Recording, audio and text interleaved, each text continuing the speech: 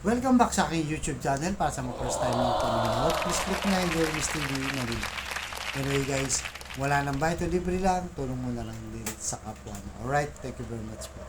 So topic natin ngayon for today's video, Congressman Joel Chua sinisisi si Yorme dahil sa kanyang pagbabalik sa Maynila. Yan guys. Yan ang pag-uusapan natin ngayon. Na kung saan, di ba? Na-vlog na natin kahapon.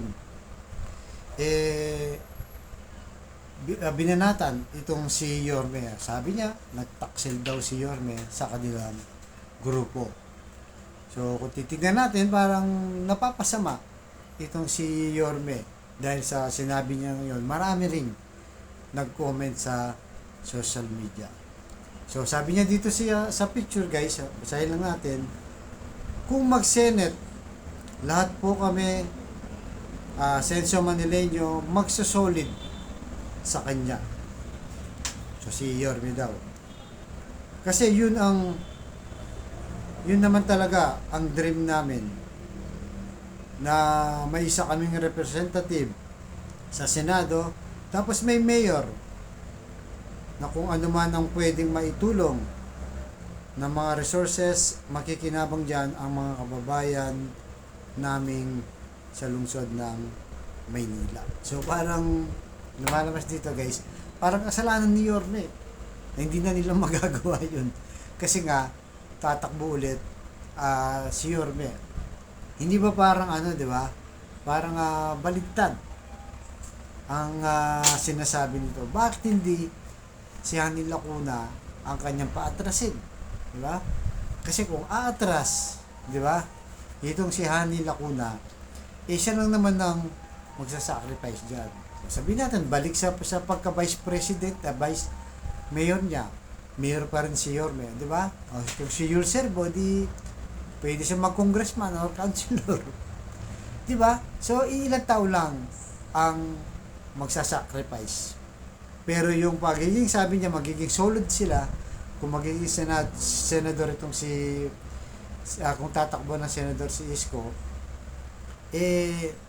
ganun din, di ba? Mas solid sana sila kung si Yorme ay magiging mayor. Di ba? Konti lang ang mag-a-adjust. Pero dito, dahil nga tumakbo na, siyempre, nahati na sila ngayon. Dahil marami ring sumusuporta kay Yorme, di ba? So parang sinasabi niya, dahil kay Yorme, nabuwag sila. Totoo naman yun, nabuwag sila, pero kasi, di ba sabi nga ni Joel Chua, sabi niya kasi hindi siya tatakbo pero tumakbo. Gaya na sabi natin guys, siguro panahon ngayon talagang wala sa kanyang isip na tumakbo na. At ito nga, kaya siguro niya sabi na sana kung mag-senador na lang siya kasi nga napakataas ng rating ni Isko sa senador. Sa mga survey guys, kahit saan mo tignan, mula noong naglalabas ng mga survey sa mga senador, ang lakas niya nasa 7 to 9 siya. Hindi siya nalalaglag sa 10, 11 hanggang 12. Hindi siya nalalaglag. Kaya iniisip siguro nila, baka tumakbo ng senador itong si Yorme. Kaso siguro kaya nagbago ang isip ni Yorme dahil nga nung nag-iikot-ikot na siya, di ba? Nakita yung o narinig yung mga hinay ng Manileño kung anong naging problema yung pag-alis niya. So dahil doon siguro nagdalawang isip nga, di ba? Actually, itong si Yorme kasi malawak, di ba? Ang kanyang kaisipan, yung vision niya. Dahil nga kaya niyang paunlarin ng Maynila, di ba? Nung naumupo siya dito, napakaraming project na ginawa niya. Naayos niya, nalinis na yung peace and order, yung mga benepisyo ng mga Manileño, naayos niya lahat. Di ba?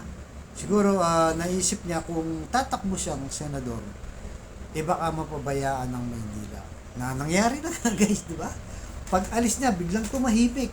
Parang kampante itong si Mayor Hani Lacuna sa kanyang sa kanyang pwesto bilang isang mayor. Pero yun na nga lang, hindi niya akalain na ang sigaw ng taong bayan na iba na, hindi na satisfied kami mga Manileño kay Hani Lacuna. So dahil doon, di ba, sana kung nag-usap na lang sila at bumaba na lang. Kaso may pride itong si Hani Lacuna, yeah? pinagbigyan na sa isang beses para nga matupad yung pangarap ni Yumaong daw, dating Vice Mayor ng Maynila, itong si Danny Lacuna, na may maging isang mayor. Pangarap niya may maging mayor na Lacuna sa Maynila. Ay natupad naman ni Yorme, di ba? So, dapat pinagbigyan na lang. Siya na lang ang bumaba. Kaso taas din ng pride, nakatikim ng pwesto, kaya siguro masarap maging mayor, di ba? Pero yun na nga lang, kabaligtaran naman sa aming mga Manileño dito, ay talagang hindi mo sa naramdaman. Yan ang hinahing ng taga Manileño. Kahit ako nga, di ba, gaya ng sinasabi guys, hindi mo kasi nakita dito sa 5th District. Kahit man sa every may bagyo, di ba, may mga sakuna, dumadalaw sa mga per distrito, wala eh. Nakita lang natin nung huli, bagyong Karina, dahil nga nung time na yun, wala na, maugong na, nababalik na si Yorme. Kaya kailangan niya lumabas at magpakita. Hindi kagaya ni Yorme dati guys, araw-araw sang lumalabas. Nasa FB, di ba? Kaya nga active yung social media ng Maynila nung panahon ni Yorme. Talagang araw-araw guys, may ginagawa siya. Di ba? Nakikita natin sa madaling araw, nagro-ronda pa siya para ma-secure niya na yung peace and order ay natutupad dito sa Maynila para bawas krimen. Di ba? So yun, sinisisi niya na kung saan malaking tulong sa kanila itong si Yorme. Sabihin natin na para in fairness sa kanila, nagtatrabaho naman siguro sila. At may mga effort din sa kanilang mga distrito. Pero siyempre, nung time nung 2019, di ba? Hanggang sa 2022, binitbit talaga sila ni Yorme. Di ba? Itong 2022 na to talagang solid sila. Malaking tulong si Yorme sa kanila. Dahil nga nakita, di ba? Itong si Yorme na maganda naman yung palakad niya 2019 to 2022, nadamay na rin sila dito. Di ba? Kaya malaking tulong. Kaya parang hindi naman makatarungan. Nasabihin, kasalanan ni Isko eh. Ay, nagkawatak-watak, di ba? Hindi kami naging solid dahil sa kanya, dahil sa pagtakbo. Kasalanan ba ang sigaw ng Manileño na bumalik sa serbisyo itong si Yorme, di ba? Kasalanan din ba na makinig? Di ba?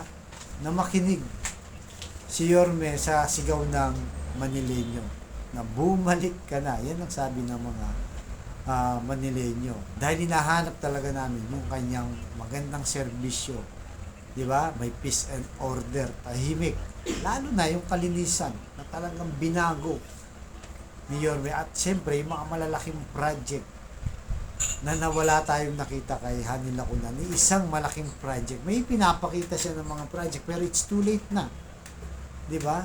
Dapat nung pag-upo pa lang, gumawa na sa mga malalaking project para sa mga kapakanan ng Manileño. Kaya yung ginawa ni Isko, puro mga public na world-class hospital, na eskwelahan, di ba? Na puro pang ano talaga, para sa tao talaga ang kanyang mga proyekto na kung saan hindi makalimutan ng tao. Talagang yun ang pinaka-resibo niya. At masipag, di ba? Iba kung mag-isip, matalino, di ba? Kaya siguro nagbago ang isip niya imbis na maging senador siya, kasi guys, pag naging senador ka, legislator ka lang. Kumbaga, gumagawa ka lang ng batas, nag-iimbestiga ka lang. Pero kung maganda yung gagawin ng batas at walang suporta ng kasamahan mong mga senador, kasi 24 yan, dapat at least makakuha ka ng 13 na boto para may pasa yung panukalang batas. Kung hindi siya susuporta, wala, sayang yung mga ideas niya para sa taong bayan, di ba? Bagamat alam natin ambisyon ni Yorme, kaya nga siya tumakbo guys ng presidente, di ba? Dahil yung nagawa niya sa Maynila na limited lang ang pondo pero ang dami pa niyang nagawa, gusto niyang gawin sa buong Pilipinas. Pero siyempre, baka hindi pa talaga panahon ni Yorme, di ba, para maging presidente, kaya natalo siya noong 2022 at hindi masyadong napansin ng ating mga kababayan, lalo na sa labas ng Maynila. Pero ganun pa man, gaya na sinasabi natin guys, bata pa si Yorme, pwede pa siya doon. Dapat dito muna sa Maynila. Kaya naisip na siguro yun, dahil pag dito sa Maynila, kumaga, ikaw yung hari, ikaw yung pari. Di ba? Lahat ng gusto mong mangyari sa sa bahay sa Maynila, magagawa mo. Kagaya ng ginawa nga niya ng 2019 to 2022. Di ba? Kung ano ang gusto mong kilos, lalo na sa, di ba? Bilis kilos, guys, di ba? Talaga ng mga ramdam nating mga Manileño at nakita yan ng buong Pilipinas at ng buong mundo kung paano siya magtrabaho. Na kung saan talagang isa sa mga magandang prinsipyo ni Yorme na yung nakikinig siya. Di ba?